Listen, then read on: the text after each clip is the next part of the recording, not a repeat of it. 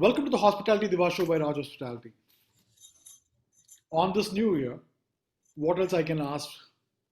The first person to come in this new year is Ms. Jyoti Mayal, a seasoned and well-informed industry veteran and people's person that she is. Jyoti ji is the president of THAI. She is the director for New Airways Travels and chief executive of Red Hat Communications, while also being its co-founder. Juggling so many hats, along with bearing the responsibilities of family that come to a lady, is not everybody's cup of tea, and we definitely commend her for it. I'm very humble to welcome Ms. Jyoti Mayal to the Hospitality Diva show and let us know more about her vision and plans ahead straight from her. Thank you very much once again for being the show, ma'am. Thank you so much, Raj. It's a Welcome pleasure. to the show, Geeta ji. Thank you so much. Welcome to the show, ma'am. Thank you, Geeta. Jyoti ji, your first question to you is that THAI has been putting a lot of efforts to revive tourism and business. How is the experience of you leading the team as the president? What are the positive outcomes of your effort? And being a lady, handling so many men are the most toughest job. Being a Krishna, how you find it and how you're doing it. Okay. Thank you. Thank you, Raj. Namaskar to everyone. I wish everyone a very happy new year and a very happy Lodi and all the festivities that are around the corner, Pongal, Bhiku, Mahasankranti. So there are so many. India is one country with various festivals, and I like to congratulate the entire population of India for all these things. And thank you, Raj and Geeta, for getting me here. You've given me a very a great introduction. Yes, I'm a woman and I'm very proud to be a woman. And I think just to put that straight, I think women are much more used to doing multi-skilling and multitasking, that I think it's no surprise that I'm here on this chair. Because I think women can do it. Yes, as President THAI, we've been having a very continuous process, and it's been to motivate our members has been the biggest thing in this lockdown, and the COVID-19 has proven that you need to connect more to your members. So our connect has been very, very strong in these times.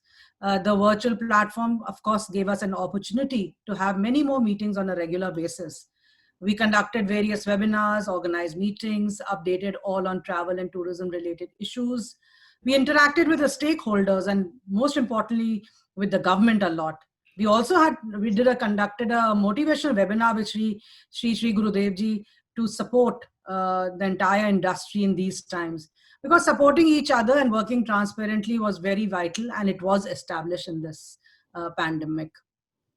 We've been able to help our members getting a lot of things actually in this lockdown. So when you say a lockdown, we've been able to establish a lot of things. Firstly, that THAI is very prominent. THAI is the oldest and nodal body, and I'm very proud to be a member of it. And I think it is our work collectively, my team and which has really brought us right into the forefront. So we've been having a lot of issues where we were initially started off with when we didn't get refunds from the airlines. We didn't know how to book new flights when they started off, educating our members, skilling and upskilling them. So these were a lot of things that, were very important. And, that brought us to the forefront to be the face of all our members. We connected to the importance of and got into the MOCA, MOT, Ministry of Finance, Health, Skill, Niti Aayog, and all government bodies. Saying a few is not going to be really the main criteria here, because I think we've interacted with each and every part of the ministry and the government. We've also been able to restore travel by advocating to the government to open businesses, hotels, convention centers, even if it is in a limited presence. Now that it's opened, you feel, oh, was it really locked down?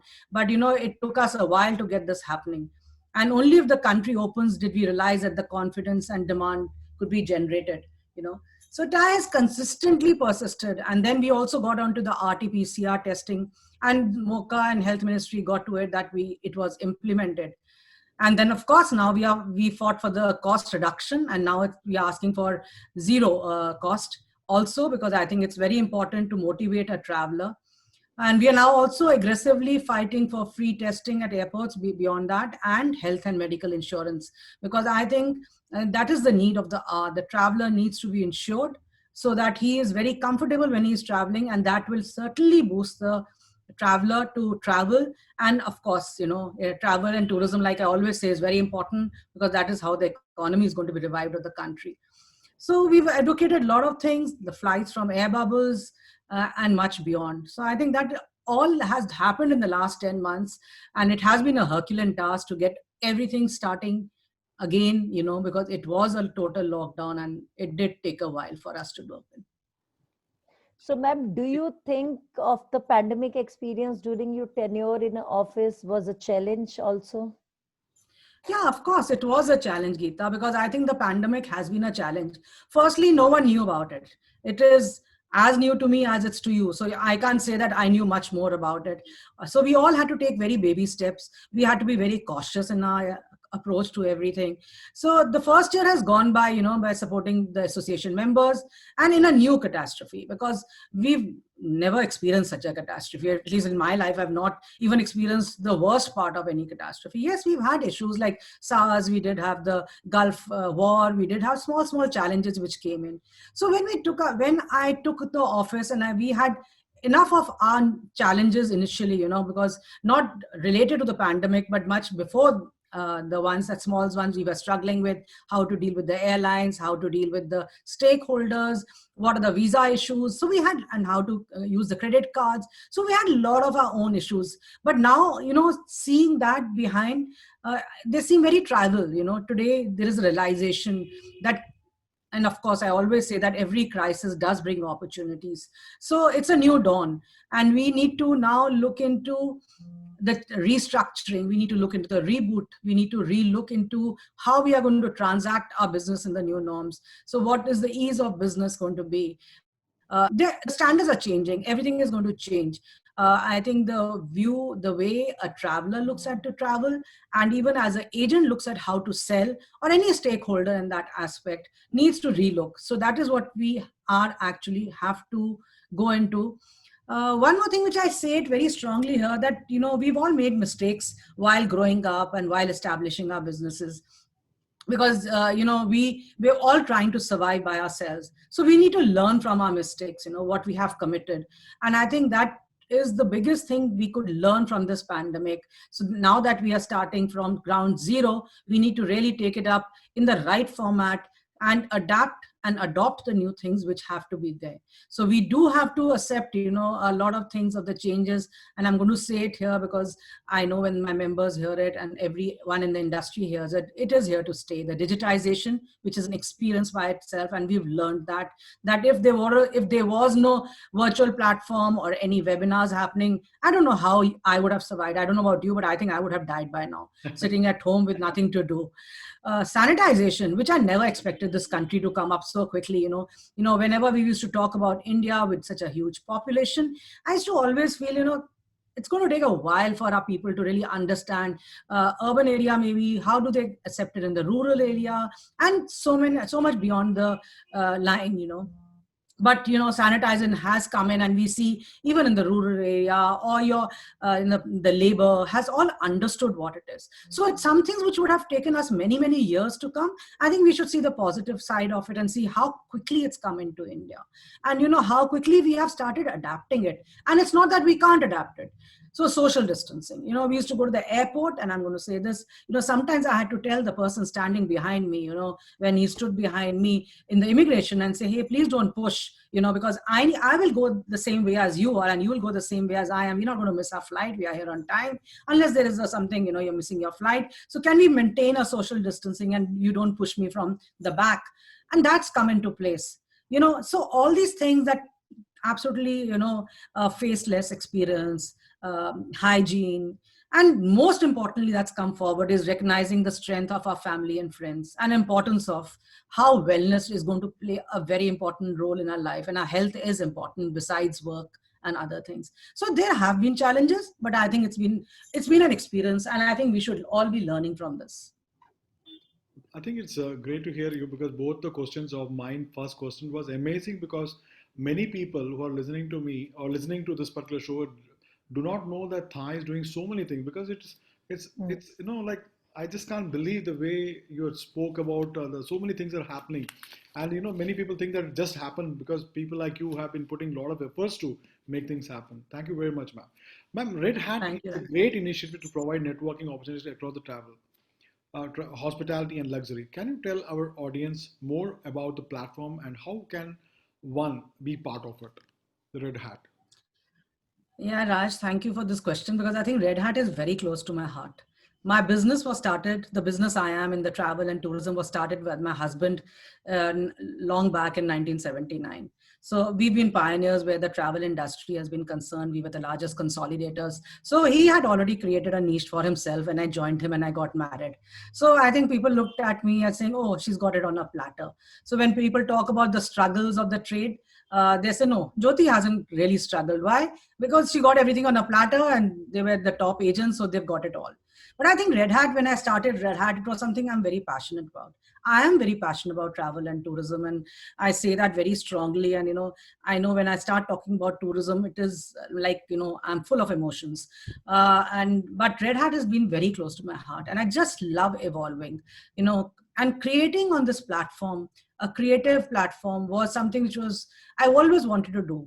So Red Hat does a couple of exhibitions and conclaves. The most two important which have really been reckoned with is one with we do networking and learning experience.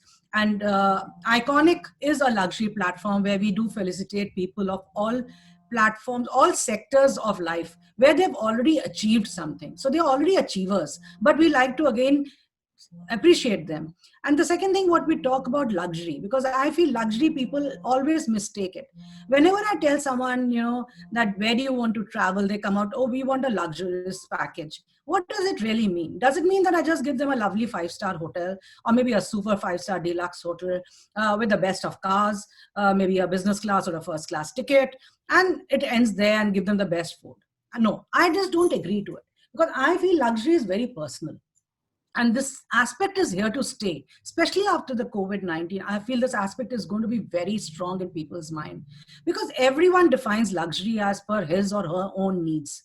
For me, it could really be in the morning looking outside my veranda with a cup of tea and just enjoying and taking in the air and my surroundings. Maybe for someone who's been working very hard and 18 to 20 hours a day in this world of which is full of competition, a good a 8-hour sleep would be luxury. Maybe for someone it's romance, for someone it's pro tourism. I would love to go to the villages and explore. So today, to be a part of that journey, I think is becoming more and more relevant to the entire world, which was very relevant to me initially. So I think that's the main thing which I bring out there, and I get a lot of people to come and talk about it from different aspects of life. Could be the film stars, could be the someone who's really achieved it all, and someone who's not achieved it all. So I think that's one thing which I do. And another thing which is very close, like I said, is tourism is very close to my heart. So I started this exhibition platform, which is full of education and activities called Jack and Jill, where our tagline is Save the Girl Child. But we somehow feel that, all this technology, digitization has actually made the children move away from the grassroots. They really don't know what enjoyment is. They really don't know what the gardens are, how to get onto a swing and swing, how to put these activities into an education form. So that's something which I wanted to revive, and I did revive. And it's something worth mentioning that, I've got a snake and ladder done on the floor. And I asked the children to play snake and ladder. They really did not know how to play a simple game as a Ludo of snake and ladder. So you can imagine where we have moved, where we are going, because I think skilling is very important for the children to grasp in a playway method. And that is why I believed in adopting Jack and Jill. The second thing which I came and I started doing was I started promoting tourism into the schools, because I think children know what Bangkok is, but they really don't know what India is. Yeah. And, they know what Singapore or the Disney World is. So, we wanted to bring that aspect into the children early life, and see how we could inculcate that. So those are the few things which I have started. And yes, because these are physical ones, it did get a break in COVID, but I'm sure we're going to revive it very soon. We are thinking of a technology platform also to bring these things into a technology way so that they do not fall short of experiences, even if they are sitting at home right now. And I would just love people to join me more in the crusade of converting luxury into pro and sustainable tourism, and also join hands to skill their children. I'll be launching a digital platform. They're most welcome to speak to me, write to me, and get in touch with me for this In cause. fact, first time I'm hearing someone talking about luxury in different form, because I really, now I realize, yes, because sleeping itself is a luxury. Thank you, ma'am. Thank you, Yes, I Geetaji. know. I agree with you totally. So you have been emphasizing on upskilling as on ongoing need. What advice do you have for our viewers? Geeta, skilling is, I think, has always been uppermost in my mind. And I think skilling is a very important aspect of life, because they always say that if you are not learning and you on your graph, your ECG shows a straight line, that means you're not alive. So I think skilling has always been very uppermost. And even in TIE, when I was just the chairperson of the Northern region, I started the process of doing many knowledge talks and partnering with tourism boards, airlines, how to educate and skill our membership. And I think that process is continuing till today, and it's been nearly 6 to 7 years that we are actually involved in that. And today I'm very happy to actually say that I've also been elected as the chairperson of Tourism and Hospitality Skill Development Council, which is under the aegis of Ministry of Skill and Development. So I'm also wearing that hat, and I'm trying to bring in a lot of current creative aspects into the skilling, so that people who get skilled, that's it, our job doesn't end there. Our job starts from there, actually, that once they are skilled, they should be getting the best jobs, they should be getting into the more global world also. Why not let us encourage them to move forward in the best aspect? Because learning, like I said earlier, I believe is a life process for success. Through developments in the education tech sector, we are experiencing new features and new developments rapidly. So educational materials need to reach everyone, everywhere, at any time today. And we anticipate that the future is going to be increasing in potential. As a matter of fact, just a couple of days back, we've signed with a UK-based company. TIE has signed an educational platform where we would be educating our members and also connect with the DMCs and stakeholders from outside this country, so that they can explore new opportunities and new ways of working. Because my vision is certainly there to create a very robust industry aligned to the ecosystem by promoting hospitality and tourism sector skill development, which needs to be benefiting all, and it's millions in India, to get not only respectable employment, but to have self-sustenance, and to create opportunities for serving the customers and other stakeholders. Because I think skilling and upskilling, like I've said earlier, is a continuous process. And especially in today's time and environment, we need to restructure our skills and skilling procedures. Changes, like they say, always constant, and we need to adapt the same quickly or we'll lose opportunity. And multitasking, believe you me, is here to stay. So more the people can learn, more they can, evolve, I think would be needed. This new world is going to need very mutual and reliable cooperation, which would be very important. And the platforms which we are going to offer to our members or to the entire industry needs to be, very credible with local services and products, because that's what people are going to be moving on. And not only would I say that proficiency with technology, but I think soft skills are going to be playing a very important role. And another aspect which I feel is emotional maturity, because we've seen that people cannot take pressure, especially when working of home is going to be the future for many years. And it is a way of our employment which is coming into more focus. I think, the emotional maturity is very, very important. And of course, we do need to adapt the global mindset so we could do well in life. So I think that's what I would like to say about skilling and upskilling also, because I think it's very important. It's super. Like we all Absolutely. know, the industry is depending on tourism, domestic actually, to revive our economy. What do you think should be an action plan for the hotelier travel agents towards the guests? Well, Raj, domestic travel is certainly here, and it's going to play a very important role in the revival of economy and travel business. Inbound and international will be slowly increasing. And when the confidence starts getting stronger, we are very happy the vaccine is here, and I'm sure it will start, but still going to take some time by the time it's disseminated to the entire world globally. Though I always say one thing, which I'm going to repeat here before I talk about tourism, is that, when it's a pandemic, basically the virus that is in globally around is the same. So what is it that I can contact in India and not contact in UK? And what is it that I need in India and not need in UK? It's not. The only thing which I should be very confident about is that that I'm covered by my insurance. Firstly, that if something happens to me, I have the money to be looked after. I'm saying this in simple words. And secondly, what would be very important is that I get the medical assistance when I need.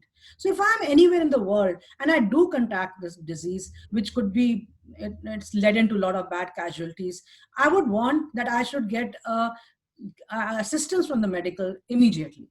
So but still we have closed down borders, so why not, and if the borders are closed to the thought processes of everyone, I think we need to actually see that our backyard, our own business really booms, actually, and it can, because consumers will want more information about their end-to-end journey, such as with aircraft, which airport to transit, which hotels to stay, the COVID's cleanliness process. So these are the things which need to be adapted. And as people want to make their careful decisions to minimize their risk and exposures for themselves and their families, I'm going to say this also here, that search engines, again, technology will be needed to supply with more information so that people can travel safely. Now, global travel was so accessible to Indians, and we have around 25 million going out every year. So we need to actually see how we could put them here into our own country, because I think India is incredible, where it really is. Of course, we've had our issues of proper infrastructure or something, but we go to a place just thinking in mind and comparing it to others. If you believe in experiences, which I always believe travel and tourism is about experience, I think we have a lot to offer. So we do have an incredible country which can offer a whole new light. We'll start to embrace travel in a more conscious way, seeking out smaller brands, hotels, and experiences that connect us with nature and minimize our footprint. Short stays and weekend trips will be a huge, I think, this year, because international travel will still be limited, and we will like to travel locally more frequently. More road trips we have already seen, and they will continue. Packing up the car with a flexible itinerary is, I think, a great way to explore your own amazing country. So what is going to be difficult to predict exactly about what tourism will look like in the future is something no one can actually comment on, because people do have short memories, and I think they are going to rebound. It's going to be rebound tourism. It could be, people are naming it revenge tourism. There are a lot of things, because we are stuck inside and we are looking forward. And somehow I think India is very blessed, because our key attributes are we have wide open spaces, and our relative isolation and a reputation for being a very safe destinations will be attractive to draw international travelers too when they can travel here again. Because we've seen our COVID, the strength of the COVID has gone down, the spikes are much less. So we have been able to control it. And for that, I'm going to say that our government, under the vision of Mr. Modi, has done wonderfully well to control the spread, which I think would be a time for us to encash travel within the country and do well. Of course, the travel will, like I said, the main barrier standing in the way is the way of recovery of international tourism, because we do need to depend on that. But I'm sure that will also come back with the harmonized protocols and coordinated restrictions. And for the economy of every country and the environment, I think we need to remove this and somehow get onto the path of recovery, overcoming all obstacles. And I think safe vacations, sustainable tourism, correct information on health and medical assistance will be very vital. And we believe that we can get it all in India. So because we feel much at home, and it is home for us. So it is going to grow a lot. NRI business will move up, because I know they need to come back to their roots and come and develop our domestic tourism. And as a matter of fact, a couple of days back, I was on some TV channel, and which I said it in America and Canada, that I think you need to come back and you need to, actually support your own country. You've been living out for too long. Come and support your own country to revive in tourism. And it is more like domestic tourism only. So, ma'am, with so many people, successful people like you, under the umbrella of TIE, Faith, and many similar organizations pitching to the government for mindful subsidiary packages, why we haven't seen any worth mentioning yet? I mean, what's you think about, what's mind making mapping you have for the next 2 years for all of us? Yeah, I think it's something which we have felt very frustrated about, and it's very sad that the government has not given us the due as deserved. Because I think we all know we do have the 9.2% of the GDP. We do have 10% of our employment, which is absolutely dependent on travel and tourism. And our travel tourism is it's a very long link. It's right from the rickshawala to the to the travel agent, to the tourist guide, to the cab driver. So it's such a huge chain, and we are all being affected by it. It's very easy to say. I think as I'm also the vice chairperson of Faith, yes. So as TIE and Faith, we've been working very hard. We actually had to make multiple documents to submit to the government, which we did, asking them for a lot of reliefs and rebates, a lot of moratoriums, and to go do away with GST, to give us tax-free holidays. And I think that was the least the government could do. I can understand when we were asking for the government, our prime minister priority is the common man, and he did not distribute any amounts like this to any industry. Okay, I'll put it that way. But I think the least that they could have done was at least prioritize tourism in the right aspect, so that the confidence of a traveler comes in, he gets motivated to travel. So just to say that the three things that we asked for in the moratoriums was that give us a tax-free holiday, and incentivize incentives in your own country, give 200% weightage for the corporates to say take MICE and conferencing within the country. These are something which the government should invest in. And it's not for today. I think it's for the future, and we have to see a futuristic India. So I think it's very important. Yes, one thing the government has really taught us to be resilient, and we needed to be Atmanirbhar in the right format, and we are, I think, and we will survive, because I think this has made us more aware of where we stand, what we can do, and with our own strength. So to say that, I'm going to say this very importantly, that the things that I believe that we need to work for the next 2 years, after seeing what the COVID and the government relationship has been like. The relationship is very good with the Ministry of Tourism, with Ministry of Civil Aviation, but we haven't got any monetary support or any rebates. That's what I feel. Though the government is working truly much more with us than they would have ever done it in a normal time. So I think we should just map our 2 years and say, we need to work on our industry status for sure. And we have already suggested, because we are waiting for the budget to be out, we have to be included in the concurrent list. Second thing which I feel is very important is the ease of doing business, because this has taught us that, we need to establish some norms of doing business for all our members at large.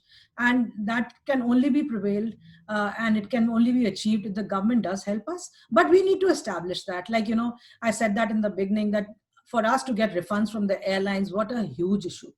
Our monies of crores and crores of rupees were stuck with the airlines.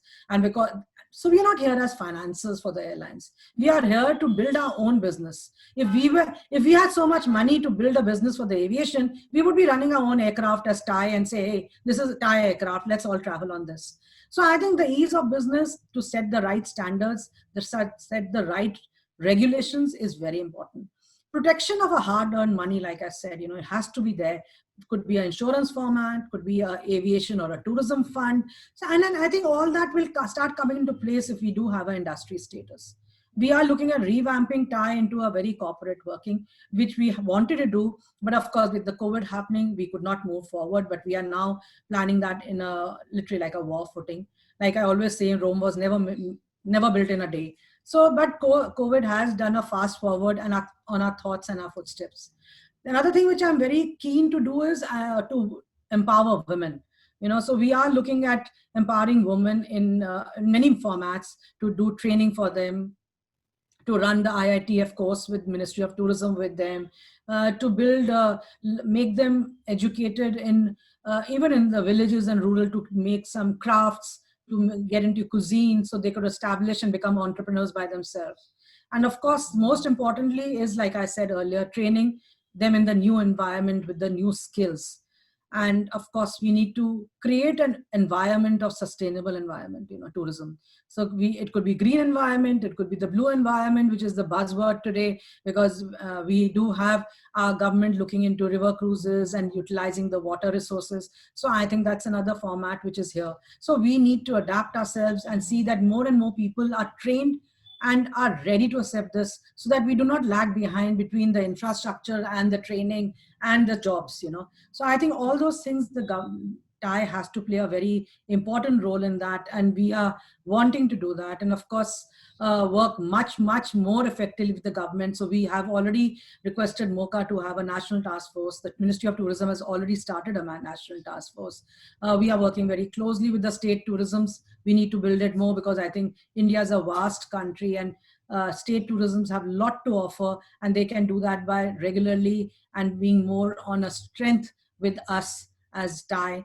And of course, our members need to learn to cooperate, collaborate. And in this crucial time, we are actually learned this lesson, but we need to do it and handle it well. So I think those are quite a few things which I have for another year to go. Superb, superb. The final question to you, and which I need very crisp, because to all the youngsters and executive level people, I don't want the message for the senior people, but for the youngsters, Yeah, just exactly. budding in the industry. Finally, what's your mantra for youngsters in the remain of to realm of hospitality, to stay motivated, reach great heights in the career? In this tension, a lot of people think that I've chosen a wrong, field, hospitality. Many people are thinking whether I'm supposed to stay back or not. What's your crisp answers for them? Yeah, so I've been addressing a lot of universities, and I did IITM. I've done quite a few in Gujarat and more in UP. And so because I think, like I said, skilling is very close to me, and I think education is very important for the children, and the children need to be always encouraged.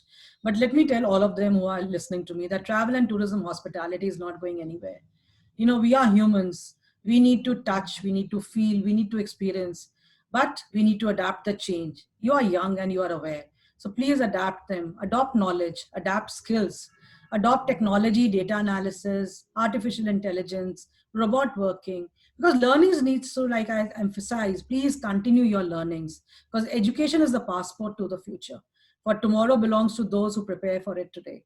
And I also believe that in our past lies our present. So please learn. And we will be mentoring you through and through, hold hand with you, but invest in today to reap a very successful future. And I would end by saying that believe in yourself. I mean, I remember Bennett saying that, that believe in yourself. You're much braver than you think, more talented than you know, and much capable of more than you imagine. So if you believe in that mantra, you will excel in life in your future. Thank you, ma'am. And for all Thank the viewers, actually, this particular show is with H&M Hospitality Services, which is Geeta ji, and also the Wanderlust Yeah. Hospitality Magazine, #1 magazine, along with Raj Hospitality, because I forgot to say in the beginning, but I just would like to make sure that all the three of us put together to make this, come together. Thank you very Thank you much. so much. And it would be lovely if I'd seen Ravi also here from Wanderlust. He's with you, right? Yeah, he is with us. Geeta ji. Yeah. you. So Yeah, great. thank you Thank so you. much, Thank you. ma'am. So, true leader don't create followers, they create more leaders. And keeping that in mind, we thank you for being part of this interview. You are truly an inspiration for youth. We really appreciate it, and we hope you succeed in all your future endeavors. Thank you so much, ma'am. Thank you so much. It's been lovely interacting with you, Raj and Geeta. And I think thank you for giving me this opportunity. And I hope whoever hears me does find it of value. And that's most important. And we have to work together to achieve everything. Thank Absolutely. you so much. And thank you for getting me here. Thank you. Thank you and Thank you namaskar. so Before I much, ma'am. close, Have Thank a lovely year and God bless all of you. Before Thank I you. close down, I just would like to say, because sitting in this position of a Thai chairman, the kind of knowledge what you have, it's amazing. And thank you very much, ma'am, once again. Thank you. Thank you so much for appreciating our efforts. TIE is a team and we continue to work as a team. Thank you so much. Bye. Thank you.